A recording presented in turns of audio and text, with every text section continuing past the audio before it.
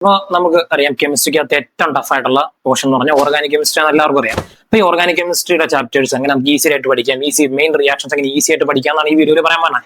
അപ്പൊ അത് നമുക്ക് പഠിക്കണമെങ്കിൽ ഒരുപാട് ആൾക്കാരെ, കുറച്ച് ആൾക്കാരുള്ളൂ, ഒരു 10-15 ആൾക്കാരുടെ പേര് നമ്മൾ ഓൾറെഡി പഠിച്ചു വെക്കേണ്ടതുണ്ട്.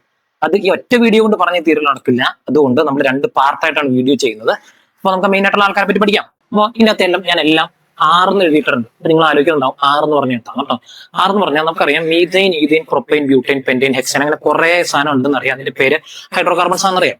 ഇതിൽ നിന്ന് ഒരു ഹൈഡ്രജൻ പോയി കഴിഞ്ഞാൽ അതിനെ റെപ്രസെന്റ് ചെയ്യുന്നതിന് പറഞ്ഞവരാണ് 6 എന്ന് പറഞ്ഞത്. അപ്പൊ ഈ 6 ഗ്രൂപ്പിന്റെ അർത്ഥം ഇതെല്ലാം ജനറൽ ഫോർമുലയാണ്. അതിന്റെ അർത്ഥം എന്ന് വെച്ചാൽ 6 എന്ന് പറഞ്ഞാൽ ഒന്നില്ലെങ്കിൽ CH3 ആകാം, C2H5 ആകാം, അല്ലെങ്കിൽ C3H7 ആകാം. ജനറലി നമ്മൾ 6നെ ആൽക്കൈൽ ഗ്രൂപ്പ് എന്നാണ് പറഞ്ഞത്. അതുപോലെ ഇനി അത് X കയറി വന്നിട്ടുണ്ട്. X വന്നിട്ടുണ്ടെങ്കിൽ അത് ക്ലോറിൻ, ഫ്ലൂറിൻ, ബ്രോമിൻ, ഹൈഡ്രജൻ എന്നുള്ള ഗ്രൂപ്പാണ്. അപ്പോൾ നമ്മൾ ജനറൽ ആയിട്ടുള്ള ആൾക്കാരെ പറ്റി പഠിക്കാൻ പോവാണ്. ആദ്യത്തെ 6ന്റെ കൂടെ X വന്നാൽ ആ സാധനത്തിന് നമ്മൾ ആൽക്കൈൽ ഹാലൈഡ് എന്നാണ് പറയണേ. ആൽക്കൈൽ ഹാലൈഡ് RX എന്ന് പറഞ്ഞാൽ ആൽക്കൈൽ ഹാലൈഡ് എന്നാണ്. ഏതെങ്കിലും ഒരു റിയാക്ഷനകത്ത് ആൽക്കൈൽ ഹാലൈഡ് എന്ന് വരുമ്പോൾ നമ്മൾ അതിന് പകരം എഴുതാം RX എന്ന് എഴുതാം. രണ്ടാമത്തത് RCHO. ഈ ഫംഗ്ഷണൽ ഗ്രൂപ്പ് മാറുന്നതനുസരിച്ച് പേര് മാറിക്കൊണ്ടിരിക്കും. RCHO എന്ന് പറഞ്ഞാൽ ആൽഡിഹൈഡിനെയാണ് റെപ്രസെന്റ് ചെയ്യുന്നത്. RCOR എന്ന് പറഞ്ഞാൽ കീറ്റോണിനാണ് റെപ്രസെന്റ് ചെയ്യുന്നത്.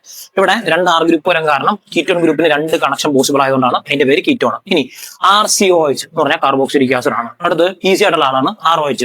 ഇത് എല്ലാവർക്കും തന്നെ അറിയുന്ന സാധനമായിരിക്കും. ROH എന്ന് പറഞ്ഞാൽ ആൽക്കഹോൾ ഗ്രൂപ്പ് ആവും.